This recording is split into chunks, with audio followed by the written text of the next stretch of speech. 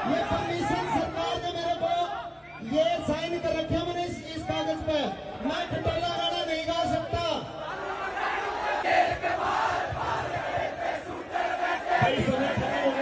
एक सिंगर है मासूम शर्मा, तो उनके द्वारा एक कंसर्ट की परमिशन ली गई थी। तो सरकार के द्वारा कुछ सॉन्ग्स हैं जो कि गन कल्चर को बढ़ावा देते हैं, तो उन सॉन्ग्स को सरकार के द्वारा बैन किया गया है। कल शाम को जब ये इवेंट हो रहा था तो पब्लिक के द्वारा ये इन प्रतिबंधित गानों को गाने की कोशिश की गई और साथ में ही स्टेज से भी एक आध लाइन इस गाने की शुरुआत की गई। इसमें कल 22 मार्च 2025 को एक सिंगर है मासूम शर्मा, तो उनके द्वारा एक कंसर्ट की परमिशन ली गई थी।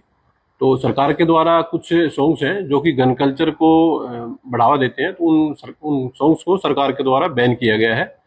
तो कुछ कंडीशंस के ऊपर मासूम शर्मा को एक परमिशन दी गई थी ये कंसर्ट करवाने की, कि जो प्रतिबंधित गाने हैं वो इस कंसर्ट में नहीं गाए जाएंगे। तो इन कंडीशंस को पालना करते हुए कल शाम को जब ये इवेंट हो रहा था तो पब्लिक के द्वारा ये इन प्रतिबंधित गानों को गाने की कोशिश की गई और साथ में ही स्टेज से भी एक आध लाइन इस गाने की शुरुआत की गई। तो स्पॉट पे जो हमारी पुलिस टीम थी जिसका नेतृत्व एसीपी विकास कौशिक एसीपी डीएलएफ कर रहे थे, तो उनके द्वारा तुरंत इन गानों को बंद करवा दिया गया और इस कंसर्ट को खत्म कर दिया गया।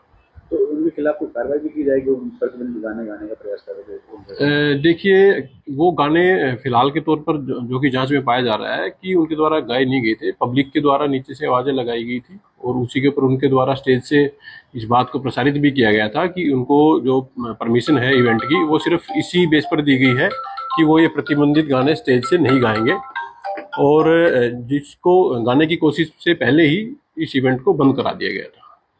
तो मामला भी सामने है। इसमें अभी तक सामने आया है कि कुछ लोग थे जो स्टेज के ऊपर, मासूम शर्मा के वो फैंस थे, तो वो स्टेज के ऊपर आ गए थे और स्थिति को कंट्रोल करने के लिए हल्की धक्का मुक्की वहाँ पर हुई थी।